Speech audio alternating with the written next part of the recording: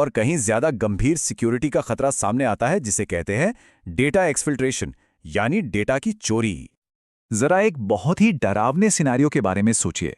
आपकी private VMs अब Google API से बात तो कर सकती हैं, लेकिन क्या होगा अगर किसी डेवलपर से गलती से कोई एपीआई की या सर्विस अकाउंट क्रेडेंशियल लीक हो जाए?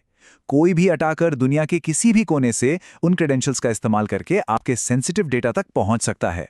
ये एक बहुत बहुत बड़ा रिस्क है। और इसी खतरनाक खतरे का जवाब है वीपीसी सर्विस कंट्रोल्स।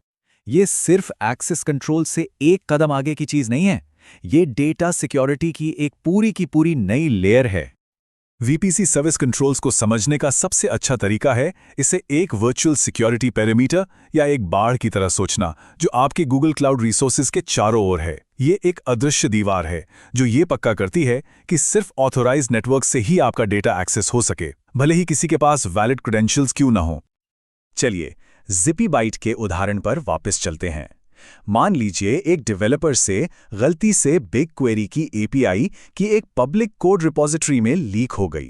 अब वीपीसी सर्विस कंट्रोल्स के बिना ये एक बहुत बड़ी मुसीबत होती, लेकिन ZippyByte ने एक सर्विस पेरीमीटर बनाया हुआ है जो सिर्फ उनके प्राइवेट वीपीसी से आने वाली रिक्वेस्ट्स को ही अलाउ करता है।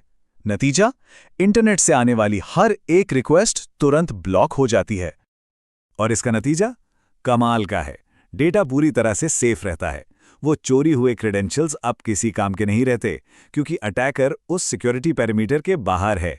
सीधी सी बात है, वीपीसी सर्विस कंट्रोल्स डेटा की चोरी के खिलाफ एक जबरदस्त ढाल है।